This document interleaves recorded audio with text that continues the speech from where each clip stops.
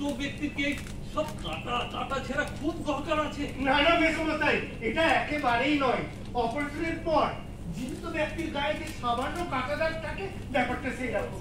এমনটা তো হয় নাকি? হ্যাঁ, সরকারি হাসপাতালে এইসব কাজ খুব যত্ন সহকারে করা হয়। আমি অতনু বাবুর সঙ্গে পুরোপুরি সহমত। বিয়ের রেজিস্ট্রি ফর্মে সই করার আগে অঙ্গদানের বিষয়ে নিজের নাম রেজিস্ট্রি করাতে চাই, নচেত এই বিয়ে মেনে নেওয়া আমার পক্ষে সম্ভব না। তুই এসব কি বলছিস কি মা? তোর কি মাথাটা খারাপ হয়ে গেল? না মা, সত্যি তো আমাদেরকে এই বিষয়ে এগিয়ে আসা উচিত। সমস্ত মানুষকে সচেতন হওয়ার জন্য প্রচার করতে হবে। আমার এই সিদ্ধান্তকে তোমাদের নতুন ভাবে ভাবাতে সাহায্য করবে, তাই না মা? তুই একদম ঠিক বলছিস মা। জানো তো বাবা, আগে কোনোদিনও আমাদেরকে এভাবে কেউ বোঝায়নি। আসুন আমরা সকলে এই অঙ্গদানের ব্যাপারে সচেতন হই।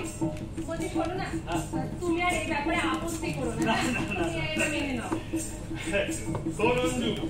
আজকে তুই আমাদের চোখ খুলে দিয়েছিস। আমরা ওই সেসব পুরনো এসব ধ্যান ধারণায় থাকতাম, ওরা আমাদেরকে খুলে দিয়েছিস। তোদের জীবন তোরা রই।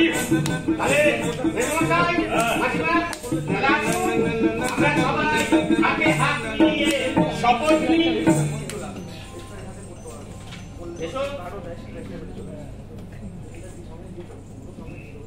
অঙ্গদানের মহান প্রদীপ জ্বলুক প্রাণে, অঙ্গদানের মহান প্রদীপ জ্বলুক প্রাণে, অঙ্গদানের মহান প্রদীপ জ্বলুক প্রাণে, অঙ্গদানের মহান প্রদীপ জ্বলুক প্রাণে। ধর্মের নামে বিভেদ ভুলে এসো অঙ্গদান করি, ধর্মের নামে বিভেদ ভুলে এসো অঙ্গদান করি। মানবতার এই মহান কাজে জীবন সুন্দর করে গড়ি, মানবতার এই মহান কাজে জীবন সুন্দর করে গড়ি, মানবতার এই মহান কাজে জীবন সুন্দর করে গড়ি, মানবতার এই মহান কাজে জীবন সুন্দর করি, অন্যের জীবনকে আলোকময় করে করে তুলি। জীবন সুন্দর অঙ্গদান মানে জীবনকে ভাগ করে নেওয়া, অন্যের মুখে হাসি ফোটানো।